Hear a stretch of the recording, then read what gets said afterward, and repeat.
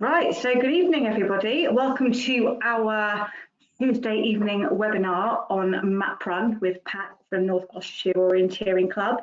For those of you that were here last week, then you know I'm Natalie, but if you haven't seen me before, I'm Natalie from British Orienteering, a person who keeps bombarding you with lots of fun emails about virtual orienteering. So do continue to keep in touch and get back to me on anything. But for now, what I'm going to do is hand you over to Pat for his session. But bear in mind that you cannot ask questions by talking to us. We can't see or hear you. However, in the panel to your right-hand side, there'll be a bit that you can click which says questions. And then as Pat's talking, or if any questions spring to mind whilst he's going through his presentation, and if you just type in your question there and it will pop up to me, and then hopefully towards the end or during the session, whatever the question relates to, you'll have a chance for Pat to answer those for you. So for now, I'll hand you over to Pat. I'll tell you more about Map Run. All right, thank you. Okay, hello everybody. Thanks for joining us. I'm going to leave myself on screen until everybody's seen me, and then I'm getting off because I don't want to see myself for the next hour.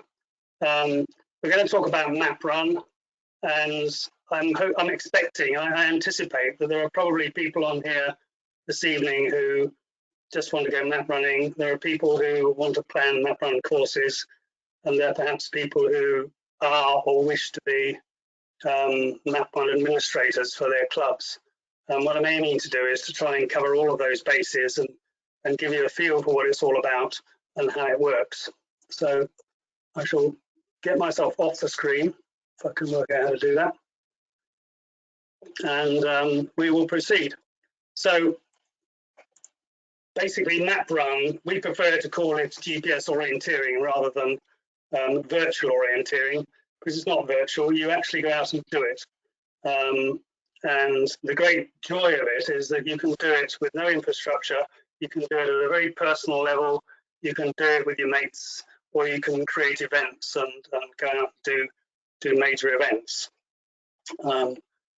Map Run actually originated through a chap called Peter Effney from Ugly Gully Orienteers in Brisbane, and he was his daughter was an Australian national level orienteer, and as he was approaching retirement, he started to look for something to do. And retiring from the role of CEO as in an IT company, he thought that technology would be his thing. So back in 2016, he created Map Run, and we picked it up in 2018 when the Jones family, Maggie and Ian Jones, who had been long-time NGOC members living in Australia for quite a few years, came back to the UK and introduced us to it. So we started using it in autumn 2018 in our weekly Night Street series, and we very much took to it, and we've stuck with it ever since. So what I'm going to do is run through basically what Map Run is, how it works, explain the different ways in which you can use it, show you a few features, and then we'll get on to how you plan courses and execute them. And by the end of this session, we will have created a course and have published it on the web for me to go and run, because it'll be around my village. So to do this, I'm going to use my phone. I can find it here. So the slides are all slided to the left, and I've got room over here to put my phone on. And one observation I will make about the phone is, if you see up here, it's a very cheap and cheerful budget smartphone. You don't have to have any really expensive technology for this. Any smartphone will do.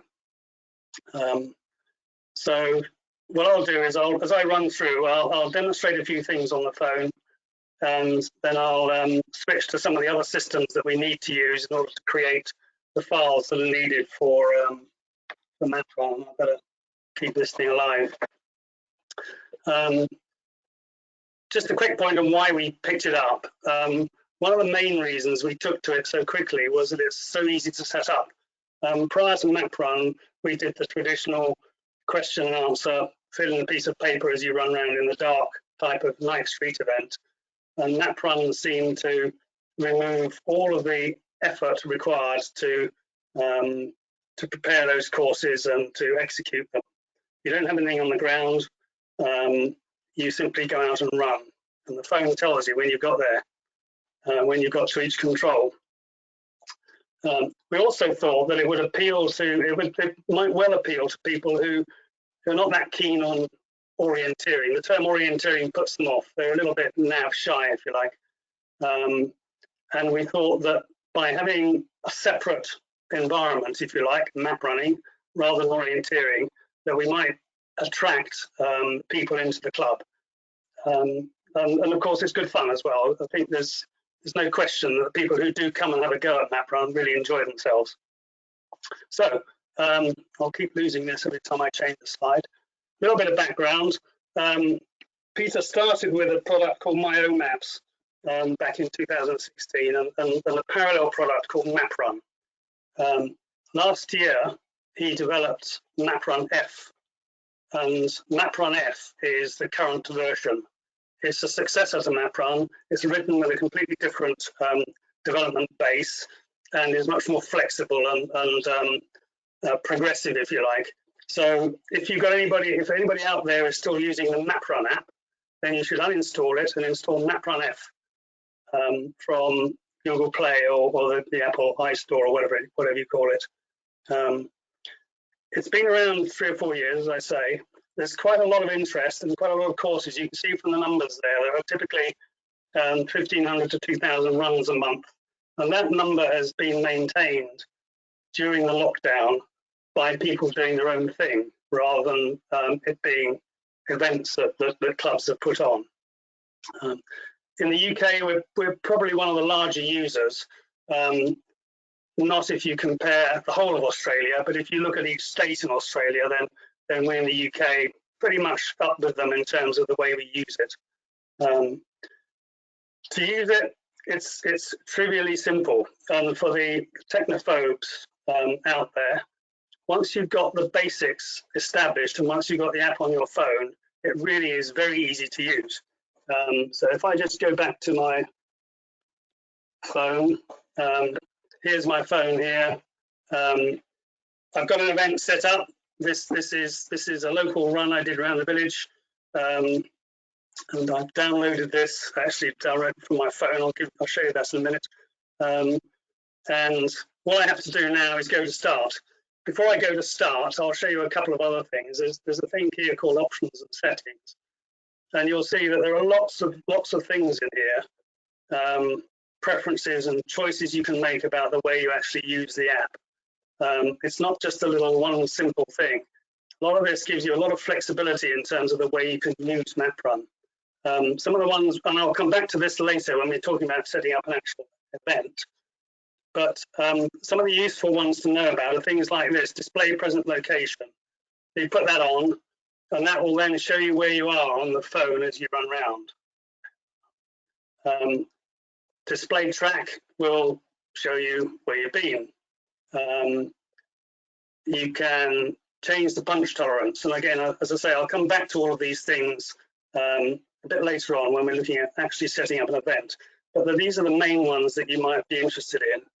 There's one down here somewhere. There's various ones regarding mass starts for score events and things like that. And there's a very useful one here, new with this current release of MapRun, called allow runners to start at any control. If you switch that on, it means that you can actually run the course starting at any of the controls. The start and finish need to be co-located. Provided they're co-located, they just become another control. And the app works out where you started. It reschedules your course, if you like, if it's a linear course.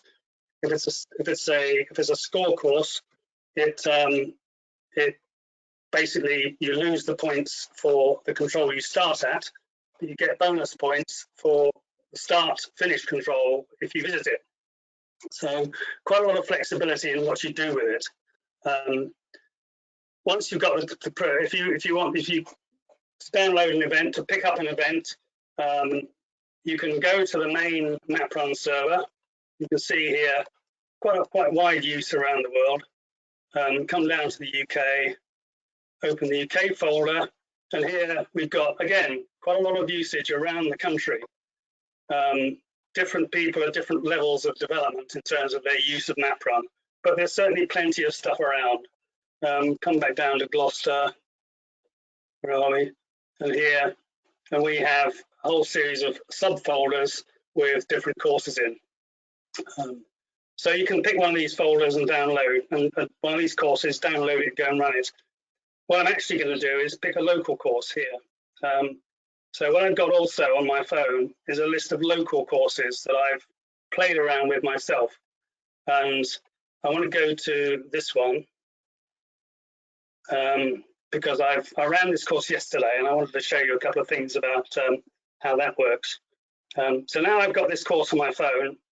I click go to start and I have a course.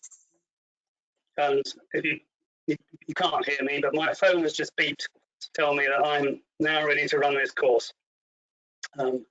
So this course is based on Open Orienteering Map.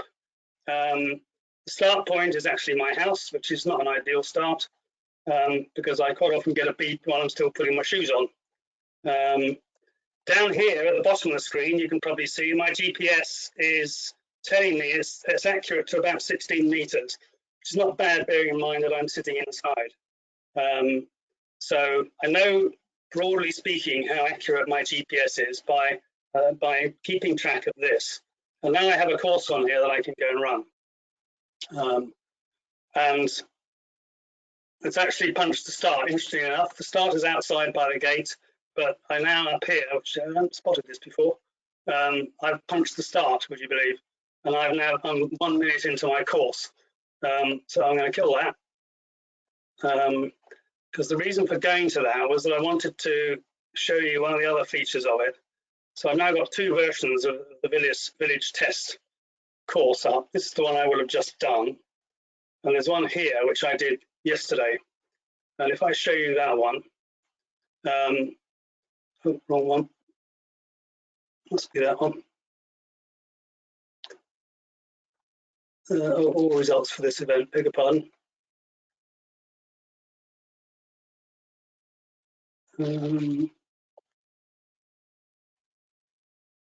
Should have done that, sorry. What I was hoping to find was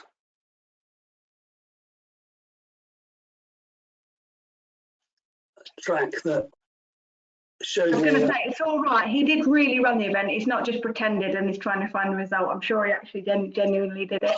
I ran it yesterday, but I can't find the result. Yeah, that's because I didn't. The mistake I've made is that my phone has started, so it thinks that I've run the course. But I don't want this track actually. Maybe I did.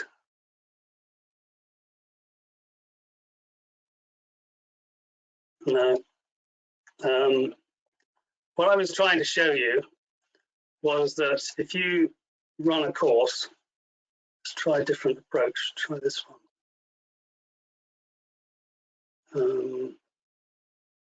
That was yesterday. No.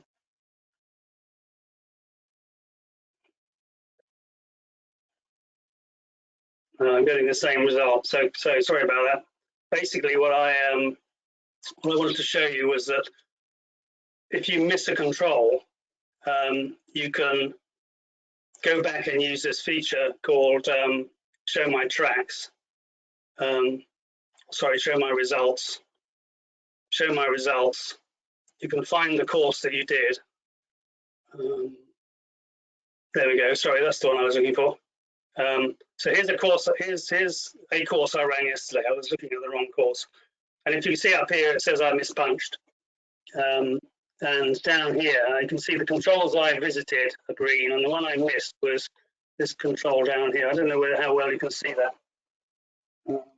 Right up on the screen. And you can see that my red line missed it. And the reason I missed it is that this is based on Open Orienteering Map. I'll explain where the map basic background came from in a minute. But it's slightly inaccurate. So the actual path runs along here rather than where the map shows. The point of this, though, is that I can now come into here and I can look at my results, and I can find here that it tells me I missed number 5. And if I tick to say I've hit number 5, then I can get an updated course, and now I can submit a revised result if I want to. I think the point I'm trying to make is that although it's using GPS technology, and GPS technology you may regard as not being 100% reliable, the app has tools which allow you to fix that sort of problem. So once you get back, normally if you're running an event, your results would be uploaded to the system automatically, and you then get a display of results which will show you how you managed with everybody else, and we'll show you some of those a bit later. Okay, so you download the app, very simple to do. Select an event, go and run it, and the phone records where you've been and records your punches. It beeps when you hit to control. One of the other options and settings I should have shown you was this punch tolerance. So this will come back to again when we're looking at things like checking courses and making sure a course is going to work satisfactorily before you run an event. You can adjust the punch tolerance according to the kind of terrain you're running in, your experience, how good your phone is, and so forth. These options and settings are all controllable by the planner. So again, we'll come back to that later. Okay, so and that's one point I didn't make there was once the event has been created on the MapRun system, it stays there forever, or it stays there until a local administrator deletes it. And so once you create a course, people can go out and run it forever. And that was one of the main reasons why we set up the whole idea of MapRun Gloucestershire, to build a library of what are effectively permanent courses, which people can go out and run whenever they wish. And the system provides all the capability you need to do that. So moving on. Just a quick question, Pat. So out of interest, if you Ashley's asked if you mispunch a control, so obviously it beeps as you run by it. If you mispunch it, I assume it doesn't make any sound whatsoever, does it? No. Typically, when I first ran that course, I just fell flat on my face over some barbed wire and got up and carried on and didn't even think to listen for the beep. And when I got back home, I found I'd mispunched. So next time I ran it, I went round and this time dodged the barbed wire, got to the control site, and had to climb over a gate into a field to get the beep. So if you know you're on the right path, you would encourage people to correct their course afterwards via the app, as opposed to, I don't know, going off piste just to try and make it beep. If that makes sense. Well, I think that's a difficult one, because how do you know you're in the right place is a question. Well, you can put your little Google person on, can't you, and make yourself "where am I" thing up. Well, in theory, yeah. But if you're trying to be competitive and you have an event which is competitive, and I have to say this is a bit of an issue with people like fell runners, is using the phone to find out where you are. Normally, if you have an event, then the ability in MapRun to show where you are is switched off by the organizer and is not enableable by you. You can't switch it on. So you can't use MapRun to do that, but of course anybody can use other tools on their phone if they wish to what you might call cheat. And if that does happen, and say your club has put on a course and, for example, you go and run it, and two controls are in slightly the wrong place because of the map, like we just said, can the course then be changed afterwards? Can you correct that with the? Yeah, a local administrator can add controls to people's courses.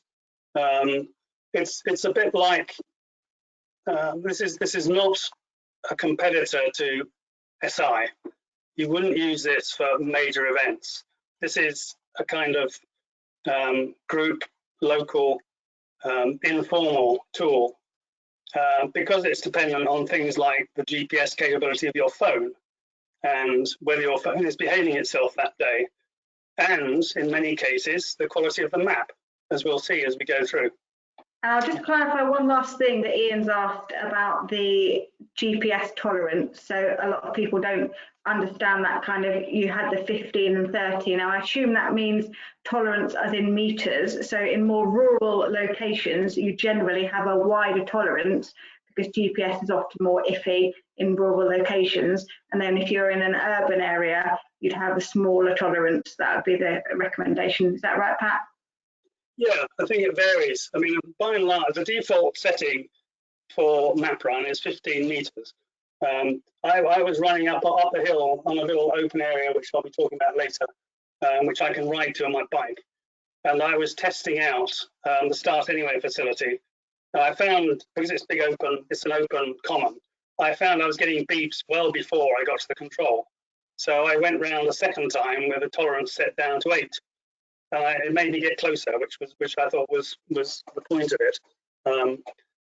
But I think in general, and you can't set the tolerance for each control, the tolerance is set for the course.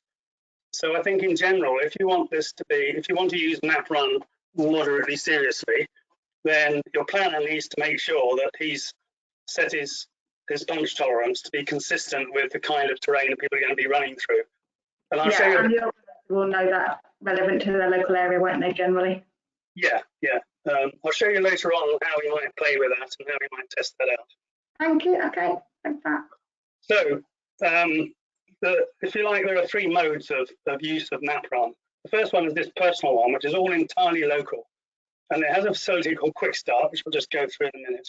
It also has a useful facility to create a background map from some sort of image you might have. Then there's a shared or sort of group facility, which I'll cover, and then there's finally the events themselves. So what I'm going to do first of all is go through Quick Start. For that, I need my phone. And for Quick Start, this is really designed for people to do their own thing. And you find Quick Start by clicking this little menu button down here, and you can create a Quick Start event. And MapRun will find out where I am, and it will position me somewhere near where I live. It's actually pretty spot on. This is my house here. And now what I can do is create an event. However, what I might, and I'll just do that using Google Earth here. However, what I might prefer to do would be to have a map. So if I come out of that for the time being and I go to this button here, Create KMZ Map. Now, if I use this, I can now create myself a little local map from anything really. So what I've got on my phone is a couple of scanned images, a couple of photos. This one is a photograph of part of a map of the area I was talking about just now, which is Paul's allotment here. Anybody who remembers NGOC in the mid-90s? This was the Black Morgan's Wood map. And this is Paul's allotment. This is an area called a park here. Now both nature reserves. So I just took a photograph of this part of the map with a little bit of a course on from March 1995, I think. So I've got that image I could use, or I've also got on here another image, which is a little tiny chunk of Tom Cochrane's magic, what you might call a shaded relief orienteering map of the whole of Gloucestershire, which if you haven't looked at it on the NGOC website, you really should. So that's what this is here. This is based on OpenStreetMap with a load of LiDAR in the background and all sorts of other fiddling. And we have a map of the whole of Gloucestershire, basically constructed like this as a sort of pseudo orienteering map. So what I can do now is use this map to give myself a background for my course. And so if I want to use this image for my KMZ, yeah, I've got permission to use it. So what it'll do now is let me position, georeference this map based on controls I select down here. If I'm going to zoom, I have to zoom with my fingers, but most of it I can do with the mouse. So if I put that just little path junction there, And I come to the top one, I can zoom out, and then I can scroll it over to that path junction, just there, save that on. Then scroll down into the village somewhere, pick something. What should we do? Pick this road junction here, come down the bottom half, scroll down to, which one do I use, the one to the village hall. Pick, make that a bit bigger. Pick this road junction here. Probably better to pick slightly more specific objects rather than really very big road junctions, but it's a start. So now basically I've got that image georeferenced to my village, and I can check the fit by just scrolling this little slider down the bottom here, and I've got a reasonably good fit by the looks of things. Okay, so essentially I can take any image I like and do myself a little map rather than having to use Google Earth that I can then go out and run. And then I would save that to KMZ, we'll call it V2 for the sake of argument. I can also send it to myself. I'm not going to bother now, but I could email it to myself and then use it for, publish it to other people or use it myself for other purposes. So once I've done all that, then I can come back to Quick Start. And I'm going to run out of time on this way. Now I can select a map background. I can use V2. And now I can set myself up a course. So what I'm going to do is I'm going to start up here. I don't want to start at my house this time because it gives me a beep too soon. Create myself a start control. Add that. What we'll do is we'll make this really quick. Create myself control to go to. That'll be number one. And then I'll go to finish, and I'll finish down the bottom of the lane down here somewhere. F1, add that. And now I have a course. So this is now V3, sorry, V3. And now I've got V3 on here. I can select it.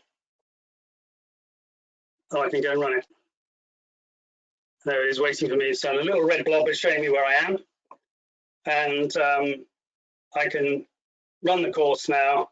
And if I have looked at my settings before I started, one thing with the settings you need to be aware of is you can't change them once you've started.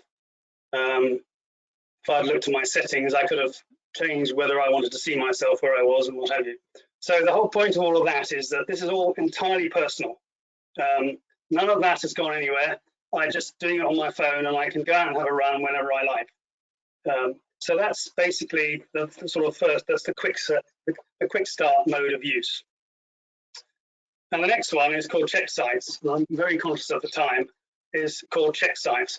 And the purpose of check sites, as the name suggests, is that it was originally developed as a checking tool. It's designed to allow you to work out whether your controls are going to work, whether they're in the right place, and so on. But certainly in lockdown times, what I've been using it for is providing courses for people locally who drop me a note and say, can you do me a course from my house? And I can create them a course, usually using open orienteering maps. I can upload it onto the system as a check sites course, and I can then pass them the PIN code that the system gives me, and they then have that PIN code to share with whomever they please to go and run the course. So what I'll do for check sites now is I'll just show you how you might go about setting that. To do that, I need to switch to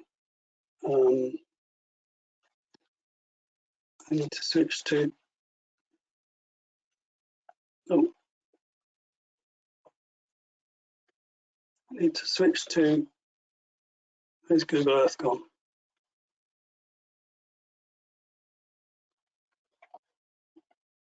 I lost Google Earth. Sorry about this. I need to find Google Earth.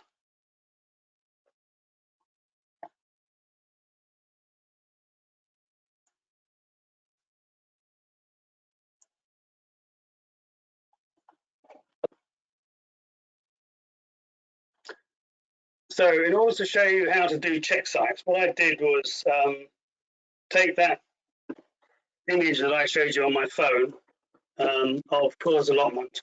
I have actually already scanned that in to or uploaded that to my phone. So if I go to Google Earth now, I can go and open a file, and if I go to check sites, then I'll open this KMZ file. I now have in Google Earth that a scanned image of that section of the old Black Morgan's Wood map, which I could now use to go out and check the veracity and the accuracy of the old map. Now, if I use, I don't know how many of you are familiar with Google Earth, but you can use Google Earth here to just zoom in and out the transparency of the map, and you can see that the fit for that map is not too bad, apart from the path along here. And given that this was 25 years ago and this has all been converted into a nature reserve, it's not surprising that this may be slightly out. So what I could do now in order to check this map and check the accuracy of this map would be to go around and see how it looked and go out and set myself up a little course. But what I'm actually going to do is to switch on something else, which is an OS map. So we'll of the same area. So sorry, an OCAD map. This is an OCAD map which I'm starting to build for a map run we hope we will have when we're allowed out. You can see it's a kind of hybrid map. It's very vague up here. It's more like open orienteering map up here. Down here, pause along, and it's getting a bit more detailed. The planner for this, Dave Andrews, is currently working on his course. And one of the things I've suggested to him that he does is go out and check some of the controls. And so the way he would do that, in other words, to create a check sites course for this, would be perhaps with this map, to come into Google Earth and to put a few place marks on the map for things that he might want to go and look at. So if I put a control here, put a place mark on the map here, just about there. If I zoom in, you'll see that you can just about see there's a tree there. This is the King Yew, which is one of the oldest trees in the forest. Smashing great big yew tree. And if we zoom back to here, you can see that my little circle on the map might be on the right tree. Actually, I think the King Yew is over here a bit further, but this is something that needs checking. The other interesting mistake I've made here is I put this pin onto the background map, but I'll talk about that some other time later. So the idea is that by creating a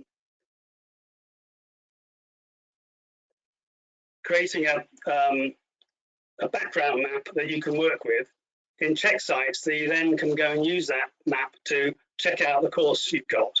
One of the places this is most useful, if I can go to winter 1920, one of the places this is most useful is if you're doing an urban course for, so here's an urban course which we did in January, I think it was, for one of our night street events.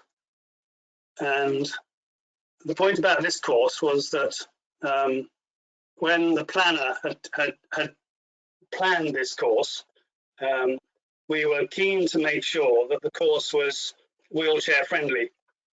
because those of you who've seen the recent Compass Sport would have probably read the article about Nathan Fernandez, amazing bloke who, completely unaided, gets on the train, comes up to our winter street events, arrives in his wheelchair, races round, and then races back to the station and goes home again. And one of the issues with Nathan is that the course needs to be wheelchair friendly. And one of the great things you can do with check sites is to give the planner a map entirely privately. Nobody can see this without the PIN code. And he can then go around and work out which controls are wheelchair accessible and which aren't, and can produce a variant of the map, of the course map, printed variant of the course map, which can show somebody like Nathan which routes are barred to him because there's a footbridge over a railway line, or there's a constraining gate or whatever that you can't get through. And that's very important where you're trying to make the course inclusive for people like Nathan in his wheelchair. So Check Sites is a great facility for doing that. And in this case, Greg Best, the planner, was able to work out where Nathan could go, and we were then able to say to Nathan, you know, give him a special map which said, well, here are the routes that are barred to you. The rest of it you should be able to get to. So Check Sites primarily is a facility for, let's be slight, didn't pass it. Check Sites is primarily a tool for checking that your courses are sound, or for just going out and exploring the map and seeing, for example, how good the background map is. Something that's quite important when it comes to things like using open orienteering map, because as you will have heard yesterday, I guess, probably, or sorry, last week from Simon Errington, that open orienteering map is not necessarily always exactly accurate because it's drawn by people like you and me, and we don't always get it right. So that's personal use of and group use. What I mean by group use is that once you produce this Check Sites course, you can send people the PIN code. Whoever has the PIN code can download the course. If you don't have the PIN code, you can't see it. So you can prepare the course without the people who are going to run it actually seeing it on the MapRun system. Okay, that's Check Sites. The main purpose, though, of MapRun is public use.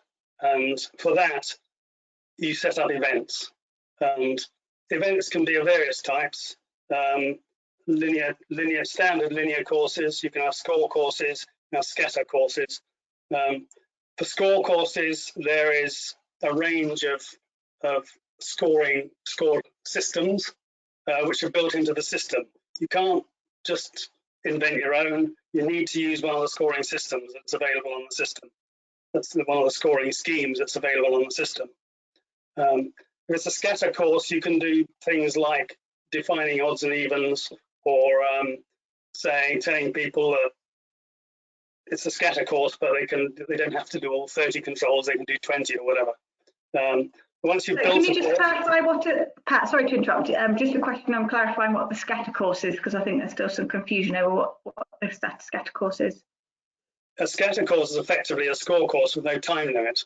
So the idea is you have to visit all of the controls, and it's the fastest to visit all of them, rather than a score course where the idea is to get as many points as you can by picking the best controls to go to. That's fundamentally the difference. Okay, thank you. We tend not to use scatter courses much here. So an event is published by a local administrator. I'll talk a bit more about them later. And once you've published an event, then you have full results and tracks. Go to, where's my browser?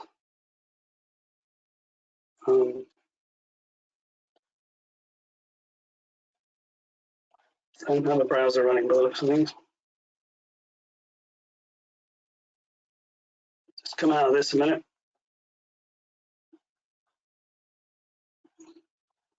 Oh, yes, I do. There we go. So if we go to the map run console,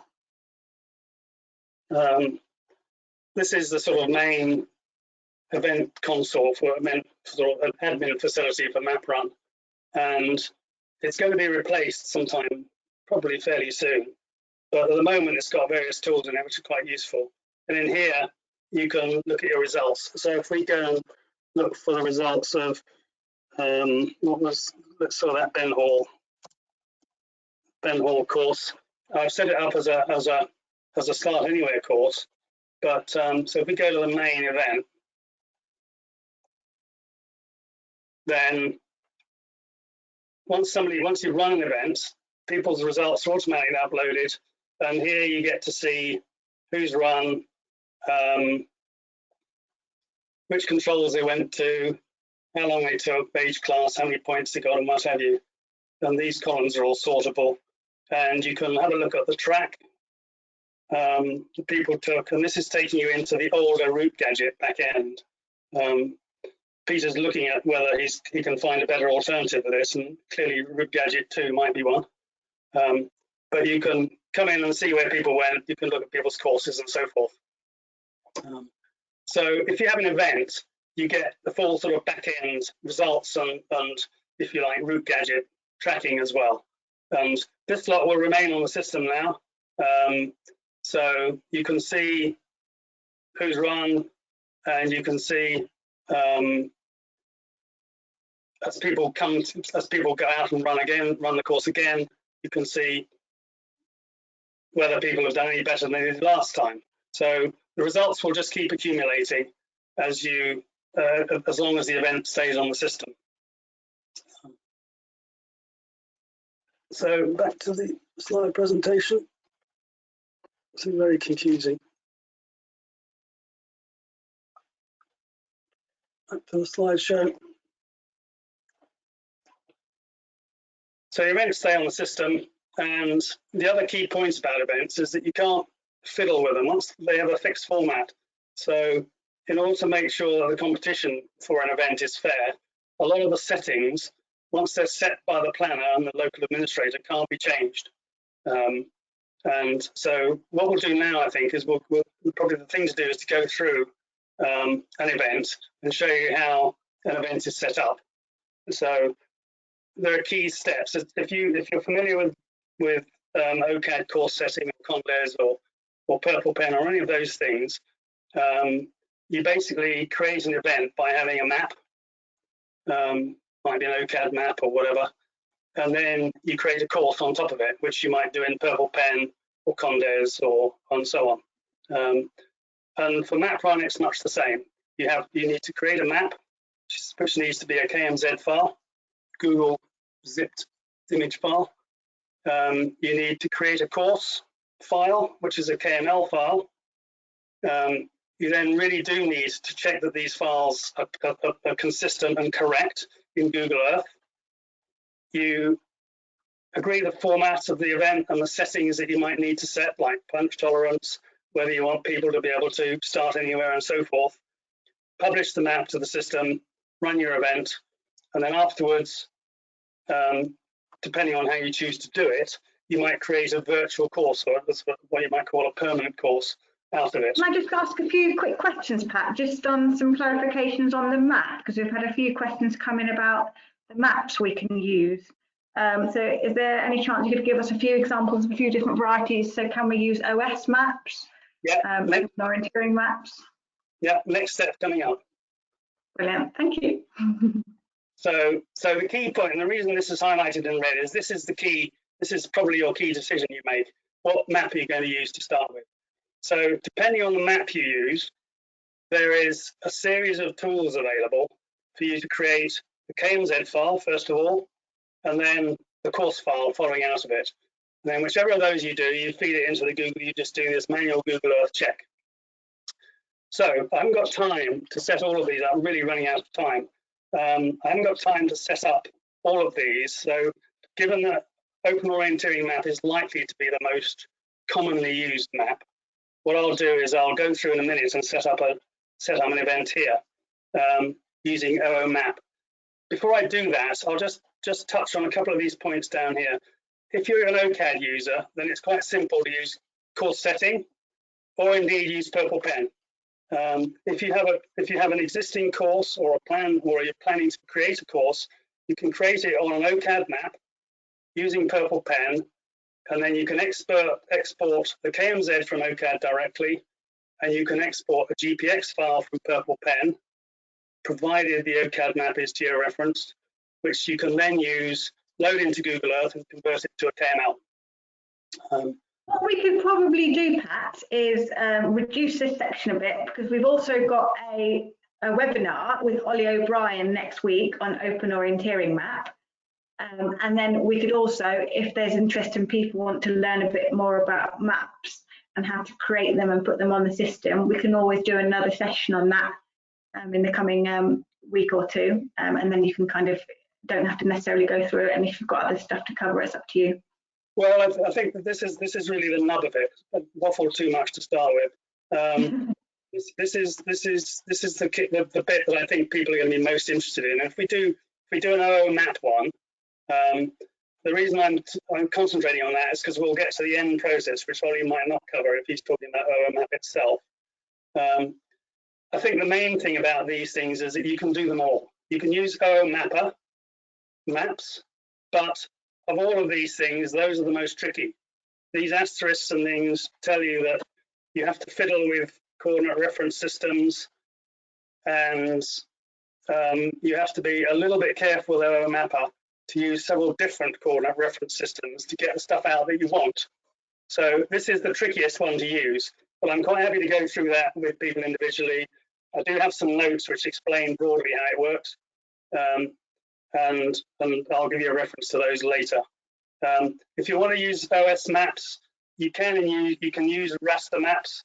I've already shown you the MapRun tool that lets you create a KMZ by scanning it on the phone, and there will shortly be a web version of that coming out of Peter's production shop. You need to be slightly wary of using OS maps because they will be subject to all sorts of OS copyright restrictions, which I really don't understand, but which probably mean that you should be quite wary about using OS maps. But if you do, you can use this product called MapC to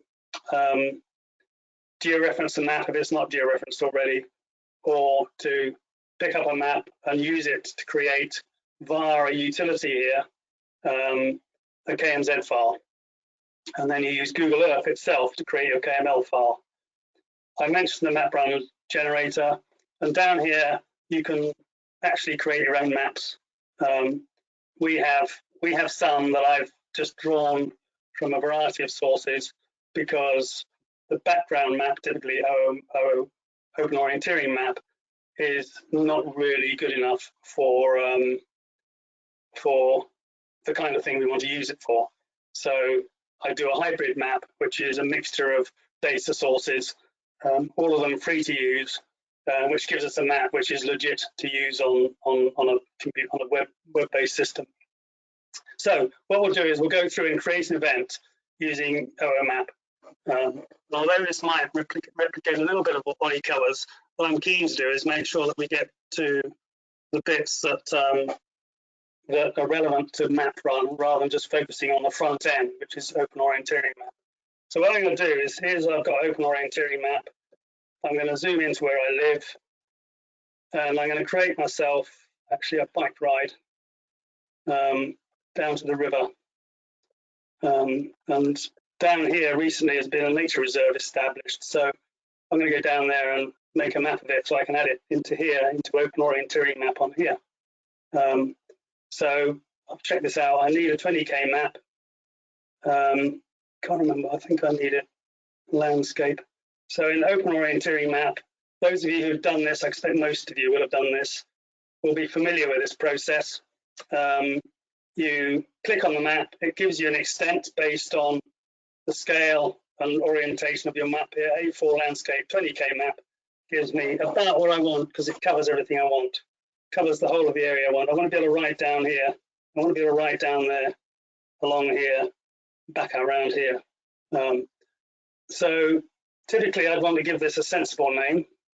I don't want to just leave it as open orienteering map, because then all my maps will be called the same. So we'll call it 7.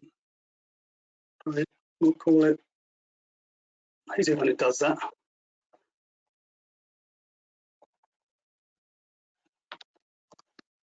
Southern wide.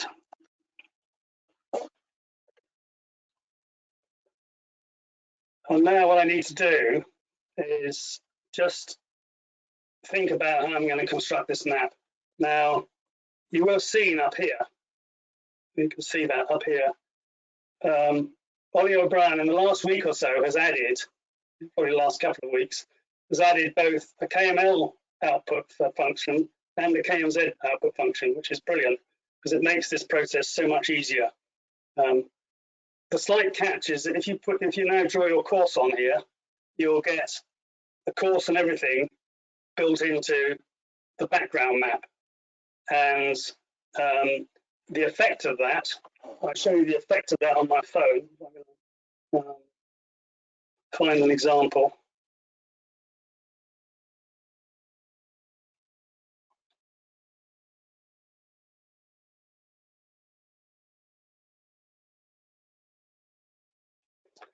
I'll just switch you back to my phone. Here's an example of my phone of a map created in Open Orienteering Map, where I went into Open Orienteering Map and drew the whole course, and then I exported it as a KMZ. And you can see here that what I get is 2 circles for each control. I get the one on the Open Orienteering Map, the big one, and I get my course control, which is generated by MapRun. So in theory, that doesn't matter that much, but if I zoom this down to here, you can see that, and then zoom in again. What I did here when I was creating this was that I put the control on Open Orienteering Map down at the end of this footpath, the junction here. When I checked this on Google Earth, I found that this Open Orienteering Map is wrong here. This path actually bends around here and goes down to there. So I changed the control and put it here instead. So my number 4 on this course was originally number 6. And the point I'm making here is that if you go into Open Orienteering Map and do the whole thing in one step, you end up with this kind of confusion on the map. So the secret is not to do that, but to start with your map here. And now, if you wish, you can put some constraints on the map. So I happen to know that if I want to run around here, I want to ride down this path here and I want to cross the railway line. So for the sake of argument, I can say here, I can put a crossing on. I want to orientate it about like that somehow. So I can put a crossing on there. I know I can get across the railway line there. And down here, this path here, I don't want to ride. I know I can't ride that path. So the point I'm making here is I can put a set of constraints onto the Open Orienteering Map, which will transfer onto my end map when I come to draw it. If I export the KML from here, which I will do in a minute, I don't get these things, I just get the course.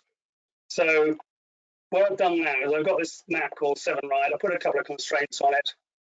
I go up here and I buy Ollie a coffee, and then I come into somewhere up here, and where should we put it? Open Orienteering Mapper. And I can file this PDF away, and I have to save the PDF before I can then get access to these other tools. So now what I've got in this box, top right-hand corner here, is the KMZ button is enabled. I click the KMZ button, and lo and behold, I get myself a KMZ file. And what I would normally do here would be to change the name of this so I remember which one's which. Now if I switch to, switch all this stuff off, go through Google Earth, go into my webinar online, open orienteering mapper. I've got the 7 ride map here. Can open that, and Google Earth will take me down to this map. And if you're not familiar with Google Earth, click on the map and press the R button, and it will make it vertical for you. So now I've got my map with my constraints on it. And I can check the accuracy of this as before by scrolling this, and you can see it's pretty accurate. Can I just confirm, Pat, when you're setting up a course and doing what you're doing there, you're doing it on your computer, aren't you? You're not having to do it on your phone. You're doing it on your laptop. No, this is on my normal laptop. Yeah, so when you create a course. Yeah, not on my phone at the moment. So what I've got now is a map in Google Earth, which fits the world pretty well, as far as I can tell. So now what I'm going to do is I'm going to go back to Open Orienteering map, and I'm going to add my course. So I'm going to put start on bottom of the lane. I'll put the start of the pub. That'll be the start and finish. And then I'm going to put just a couple of controls on here. So I'll put control just there somewhere. That'll be number 1. And then I'm going to come up here and I'm going to show you how this kind of thing works. So up here, I've got a path junction. I'm in the woods here. I'm going to put a control on this little ford here. I'm going to put number 2 there. Then I'm going to go all the way down to the river. I'm going to put control on Kernpill there. 3. Okay. And I'll put one more on somewhere up here by the church. 4. Okay, so I have a course now, 4 controls on it. And if I hit the KML button up here, I will now get a KML course, the course file, which will be 7 ride. And if I go back to Google Earth, I can now open up 7 ride file, and there I have a course. So I've done all the basics. I've got a background map. I've got a course available to do, and what I've got to do now is refine that course to the point where I've got it ready to go into MapRun. So if I go back to my slides, so I've been through this step. I've been through that step. I haven't done much of a check. I probably should. If I go back to Google Earth again. Remember the control I put in here up in the woods. It's actually showing quite well as on the ford. If I zoom the map here,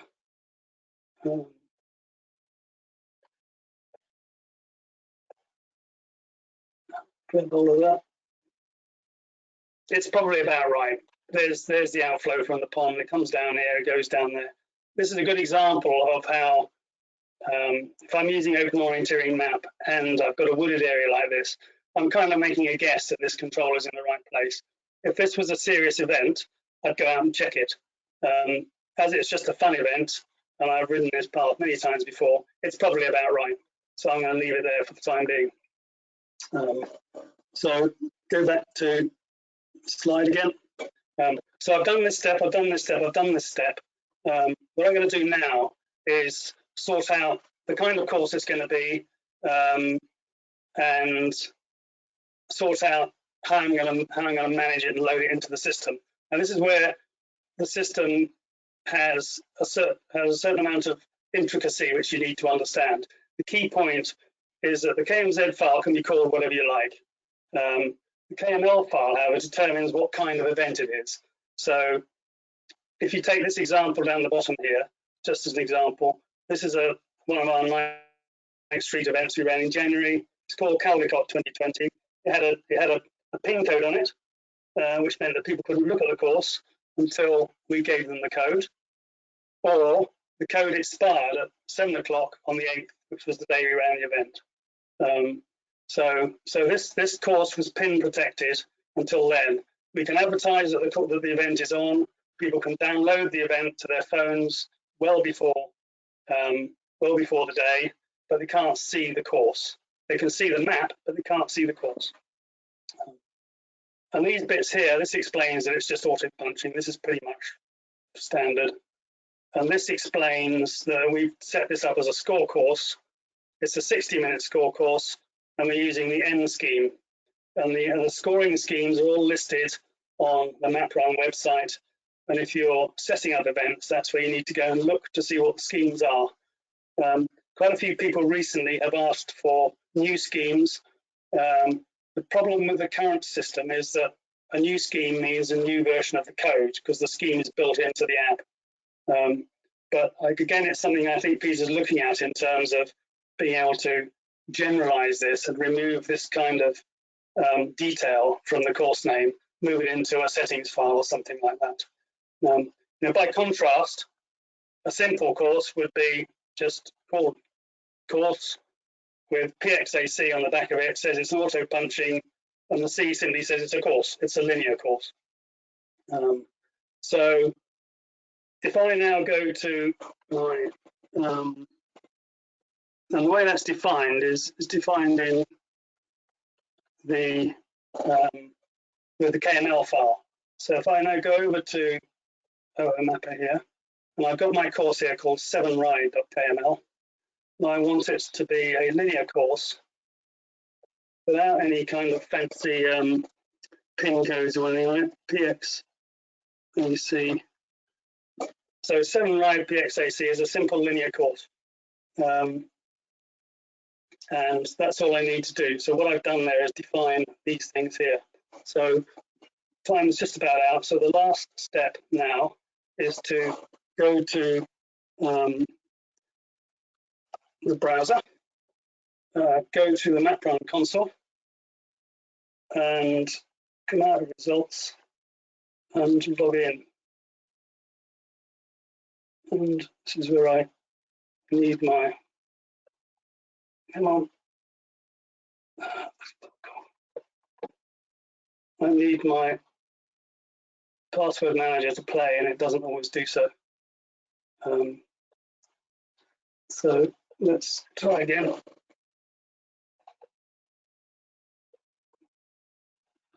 I have no idea what any of my passwords are, I'm afraid, so I have to rely on Dashlane to tell me. So what I need to do is to start up the browser again, see if it'll work this time.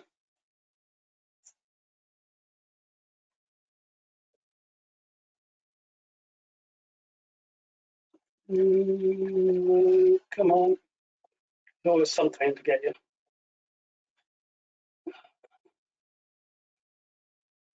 Trouble is, I have 3 different passwords for MapRun, and I never know which one is the correct one. So let's start that up and then try again. Here we go. So this one normally says it's the wrong one. I'll click it again and it'll let me in. So sorry about that. Problems with password managers and not knowing your own passwords.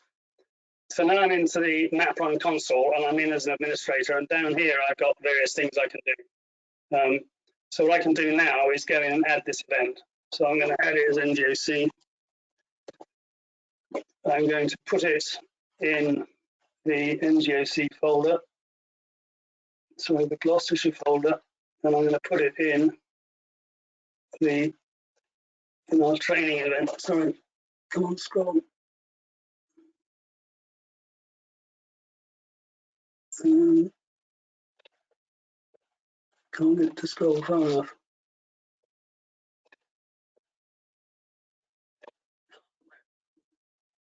It's a bit fiddly this, but this is all going to be reworked shortly, hopefully.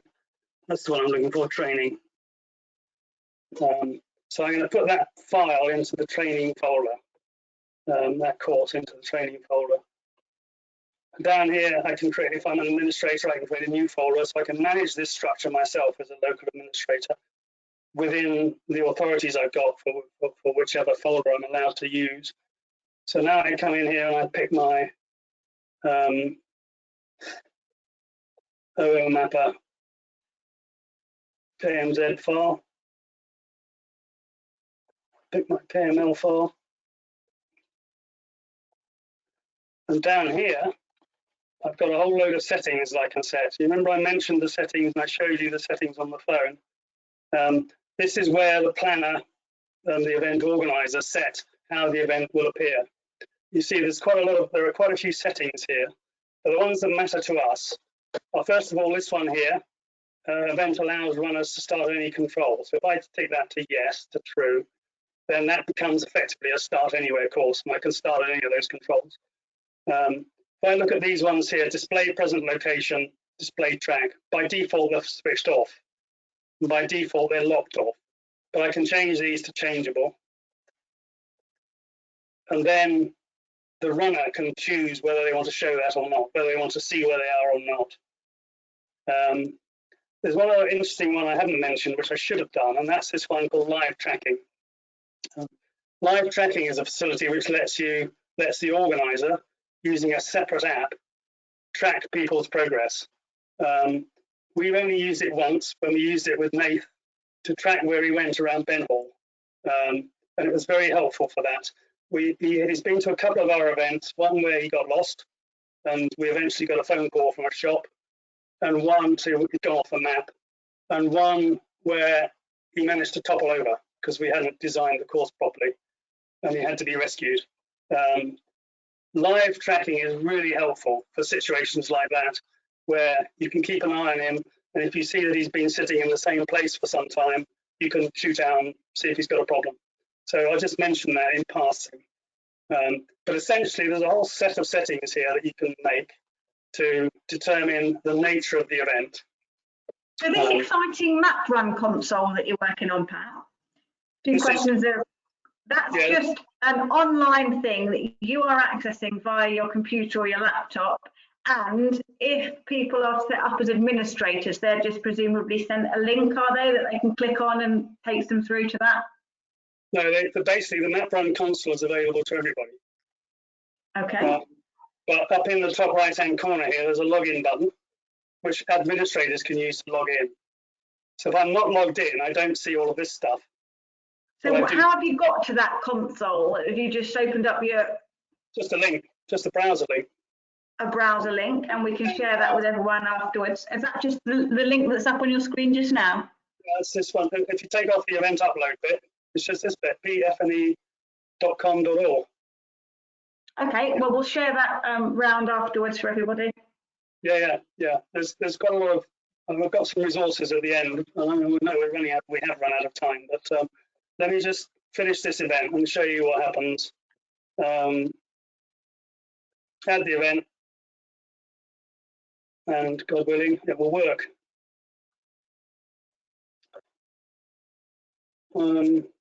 There we go. So get a warning that the KML file, KMZ file is not filed. Not an issue for open orienteering map KMZs because they're not very big. The other nice thing about this is now I get a prompt down here, which means I can download a set of purple pen files, and the utility of those is that they will have the controls in the right place. When I did a pitch like this for the Welsh Orienteering Association last year, this facility didn't exist, and I had to transcribe the controls onto a purple pen file, and I got two of them wrong. That won't happen with this now that we've got these files. So now if I go back to my phone, sorry, I'm rushing a little bit, but there's a lot to cover. Come back to my phone, quit out of this event, select event, scroll down to the UK, scroll down to Gloucestershire, scroll down to training, and somewhere in here, I've got 7 right.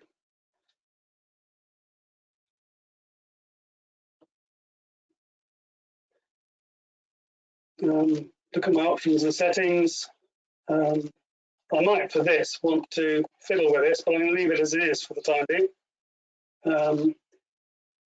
I might want to show where I'm going, but I don't need to for this. So basically, I have an event now, and I can go to start.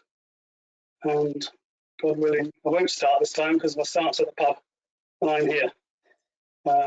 So there, I've basically created myself a course. I can go and run that, and that is no different from doing this for, you know, a club event or any other thing, any personal event, any group thing, any kind of event you want to do, using any of those kinds of maps that I've touched on. I'm finding this slide presentation again. Too many screens to play with. So using any of these kinds of courses, basically it's the same process. And you can change any of those settings that you set up on that console, Pat, can you at any time? No. Once they're set, they're set. You can't, once you're into the event, once you're into the course here, come back to my phone again. Once you're into the course here, you can't get to, can't get to the settings to change them. No, but can you set it up and then go and pilot it and go back and change anything that you want to afterwards? Yeah. If you set it up using check sites, then check sites typically enables most of those things for you, and it doesn't prompt you to set them, but it enables them so that you can set them if you wish. I didn't show you. Sorry, I'm switching a lot between screens here, but come back to the console. I've loaded that event. Come back up here. Sorry, this bar's in front of. If you want to set up a check sites event, you simply click this button here. You give it the event details. It has an expiry date, but the events currently are not expired off the system. They're not removed from the system. They still sit there. That's an intention at some point. And then down here, you create your file. You create your check sites event. You don't get the prompt to change the settings, but the settings are pretty open for check sites.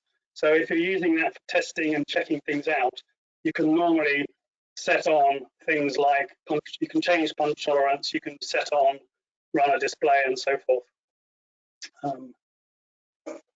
So let's go back again to Prezi. So the key settings are things here, are these ones here, and the item in red is the default.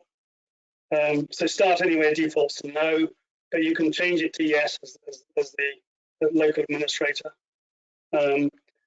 Display location defaults to no and is not user enabled. If you change that to yes, then you can also change user enablement to yes, as you saw me do. So you can say display location yes and make it changeable for the user so they can switch it off. So if it's no, but you change this to yes, then it's not on, but the user can turn it on. If it's yes and you want to turn it to no, then you can change this to no. Display track punch tolerance I mentioned.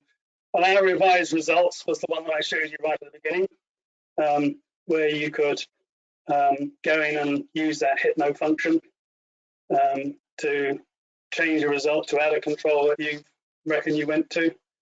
And live tracking I mentioned as well. So those things need to be taken into account before you actually go to the sort of step of publishing the course. So really just finishing off, courses are published by the local administrator. His role is basically sort of managing the folder structure, loading up events, acting as an interface between the club's activities in MapRun terms and Peter Effney back in Oz, and he's very much a one-man business. So I think I've run out of time. I'm not going to spend time on this. We're well past our time. I was going to talk a little bit about what we do with MapRun, but essentially we'll leave that for another time. We have a different, where's my browser? Past it. And for those that have to head off now, we won't be offended. The session will be recorded and sent out afterwards in about an hour's time, and you can have a look back. And also, because of the fantastic amount of questions we've had through, and there's not time to ask them all today, but what we will do is pull them out and do a little recorded session, hopefully with Pat, going through the answers to some of those questions. So don't panic if your question hasn't been answered now. So if you have to head off, don't worry about that. We'll let Pat finish, but as I say, it'll be recorded. Okay, well, I'm really going to round off now. Basically, I was going to say that when we first started with MapRun, we saw its potential for what you might call permanent courses, VOCs, if you like. And that's why we decided we would set up a completely separate website for a different style. And on here, we have all our courses registered. So you can, there's a little map of the courses. If you come over to here, you can pick a course and go to a course page which describes the details of the course, a little bit about it. Shows you a picture where the start is and where you can park. Lets you look at the map, download the map, or lets you, this button here keeps annoying me. That's better. Lets you look at people's routes,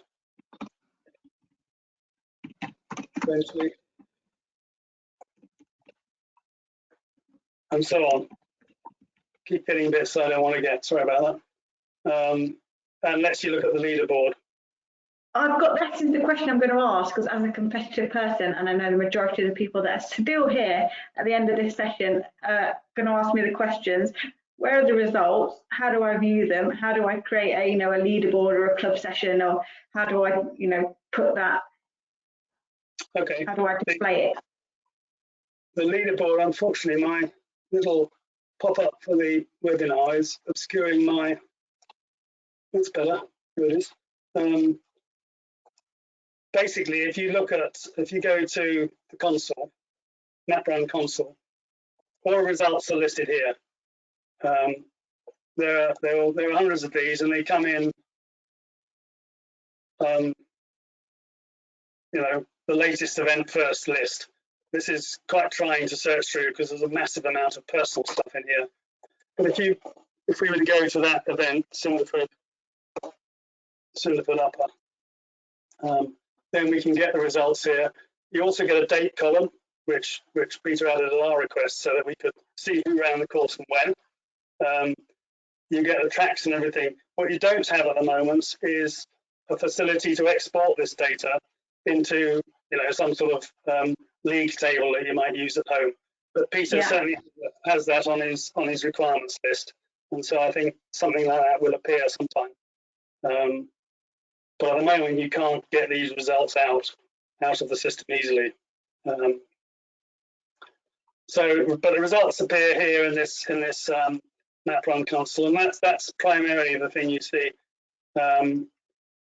Sites I've mentioned. This thing here is interesting, and we would have covered if we had time. It's basically a facility to let you take a purple pen course, which is not really located on the map. This is a really useful feature if you use Open Orienteering Mapper. And you can move the whole course to somewhat, move all controls relative to one of them, relative to each other, to a different place on the map to make them fit better. You kind of need that in Purple Pen, where you sometimes change the background map, and the background map that you change to is not quite located at the same place as the background map you started from. So all the controls are in the wrong place. This is a useful little tool for adjusting them. Thanks for Peter for mentioning that you can copy and paste the results and pop it into Excel, which is not perfect but adequate if you wanted to. Yeah, I hadn't thought of that. And a couple of questions have come in. A couple of questions because I know orienteers love running around with their maps, you see. So can we? I think the answer is probably no. the map's on your phone, but can you print off a map if you wanted to have that as well? From your phone, not easily. You can. What I've told people to do for check sites is to go into, where were we?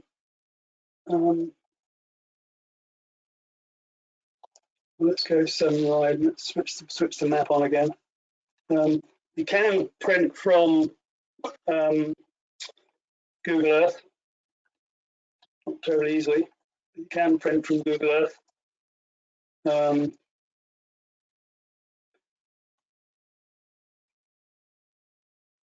What we tend to do is to, and I think what you get is most of this lot. I haven't tried this, to be honest, but I did give somebody a steer recently on maybe printing a check sites map like this. But what we tend to do is to, as we've done here, we file a map for every event.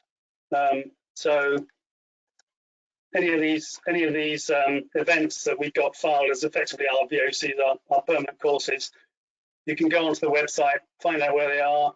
You can print the map.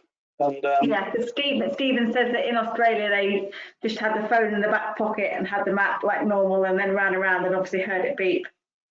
Yeah, but for most of us, for our events we advise people to take a map. And when we arrange an event, this Berry Hill map, for example, when we arrange an event, we give people a paper map on the grounds that it's easier to plan your course, because it's quite difficult to work out a good route on a little phone screen. That's true, and you can print off quite easily from Open Orienteering map PDF files as well. And obviously, if anyone does want to hear more about Open Orienteering map, then that session is this time next week with Ollie O'Brien, and he might be going through a bit more detail about a bit more of that stuff on maps if anyone's keen on that as well. Yeah, sure. Yeah. So we make a point of making a map available, and whenever we hold an event, we always give people a paper map. I think it's a safety feature as much as anything. It means you can tuck your phone away and just listen for the beeps. Yeah, so there are plenty of ways you can do it, whether it's through OO Map, Purple Pen, whatever, there is ways of doing it. Yeah, and quite a lot of courses we start with that I guess people will come from that we didn't really touch on, but we go up here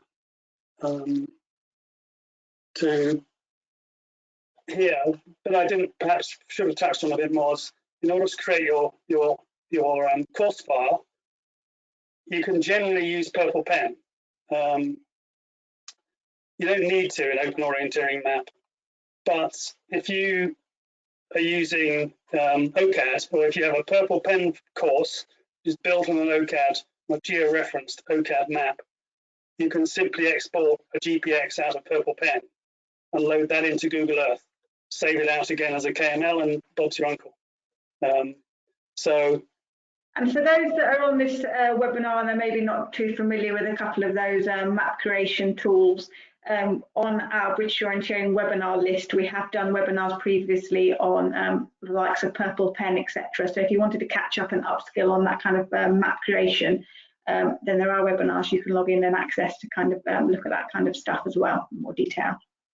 Yeah. Very last question then, Pat, which we haven't really covered, but I know it's really key for a lot of people that are still here and will be watching back later on the administrator access, because obviously how it's set up, you just mentioned there's a local administrator. So is there one per club? Can more than one person get set up? Do they need to be set up? How are you envisaging that? Yeah, I think the normal approach would be to have one per club. It's a bit like Simon was explaining with Root Gadget 2. There is, for each club has a single ID, if you like, on Root Gadget 2. And it's up to the club how they distribute that authority and the use of that ID around their people. Slightly different with MapRun. Peter Effany authorises you as a local administrator, and only he can do that. And he gives you access to one or more folders. So basically, if I go back to my phone here. Each of these, if I go down to the UK, each of these is a folder with under the UK folder. So it's a folder tree like yeah. So if I in Derbyshire wanted to create a couple of courses, I would have to get in touch with my DVO, with the DVO person. And is there a list of who is? Have we got a list of who the local administrators are? No, I don't have one. We should get that perhaps, shouldn't we? You could probably get one, or you just ask around your club. I mean, if your club is into doing map runs, then the people in the club will know who is involved in doing those map runs, and will know who your local administrator is. Right, so we'll try and gather that information for the people that have asked about becoming administrators. We'll try and pull out which clubs have or haven't, and then get a bit more information on that circulated afterwards. Yeah, I mean, bear in mind Peter's a one-man band, so he's quite keen not to have, not to distribute or to manage the way in which this kind of authority and capability is distributed. So yeah, I understand. So basically, if what we need to know is just which clubs have already been set up, and then because there's clubs that are here that obviously haven't had any administrator access before, but will now be wanting to. So we'll have to look into that in more detail. And so presumably then, if there's just someone who wants to make a course up for their family at a very local level, it probably might not be the best. They can't really go on and do that easily, can they? Oh yeah, that's the whole point. You can do that in Quick Start. So if you come down here and do this Quick Start stuff, you can set yourself up a course. You may, if you're struggling with, this is all done on the phone. You don't really need any sort of technical know-how to do this, other than playing around with the phone. It's only when you get to check sites that you need to start understanding a little bit more about how it works. So this is exciting. So yeah, so anyone can just quickly whiz up a course on their phone if they just wanted to create one for their family around their estate or local park. Okay. Sure, just play with it. The way the local administrators work here is that basically people come to me. What we do is Peter suggests to people that they send their maps to me. I check them out and make sure they've got a grip of how to create courses. And most people get a grip of it very quickly. Not everybody, but most people, master it pretty quickly. And then once I'm happy that the courses they're producing are going to work and are not going to cause problems and are not going to fail to load, which then takes time to sort out, I just say to Peter Effany, this person is okay, can you make them an administrator? And he makes them a local administrator. And you will have noticed from the structure of the event list, that as far as possible, we've tried to stick with locality or regional names rather than club names. Yeah. We have got, sorry to interrupt, Pat, we have got things like YouTube videos of creating a quick course. So we have got stuff. So I'll make sure that we share all those around as well. That video of how to do a quick course. And at the end of this, I don't know how this presentation gets presented, but now I guess it's on the screen. It will be recorded if we're still recording. There's a set of resources here, which I just pulled out, which you can go and look at. So there's the Map Runners website. There's Peter's video on creating quick starts. Mark Clues at Potok has created a nice little video on how to get started with the app and go out and run something. There's now a forum. It's quite new. It's not got much in it, but hopefully people will start joining in with that and contributing. Talk to your local administrators. I've got a set of notes on my Dropbox which explain each of the different methods of creating the files based on whether you're coming from OCAD or Open Orienteering Map or whatever. And I've got an email address. I'm quite happy to answer queries if people want to email me. That's awesome. So we'll definitely share that. What we'll do is about an hour after this session, a recorded of this webinar will go out, and we'll also do a separate release with all those links, all the helpful presentation from Pat, all the other links and answer to the useful questions. So we've still got 177 hardy souls who are still here on a Tuesday night listening to Pat give us his expertise on map run. So it's absolutely fantastic. Is there anything else you want to finish on, Pat?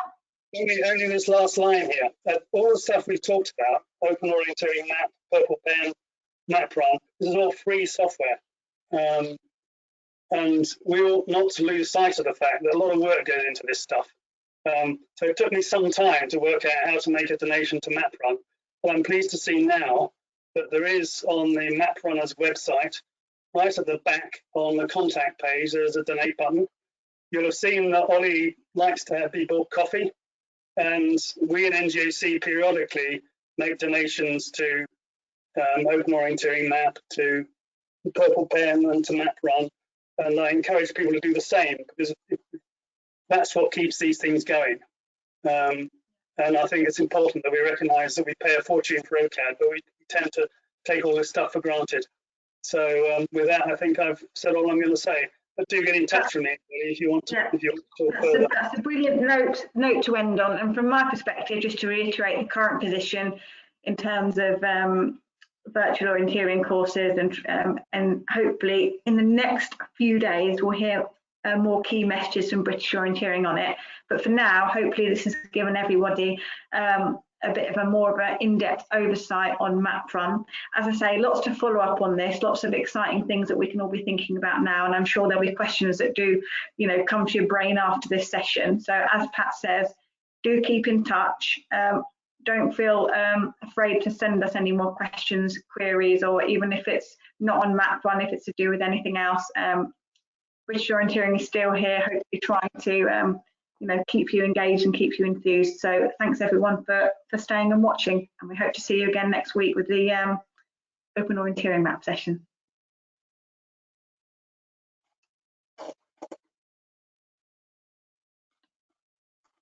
I don't know how to end it. Still be here. We're talking about MapRun, Pat. Turn it off somehow. Turn it off.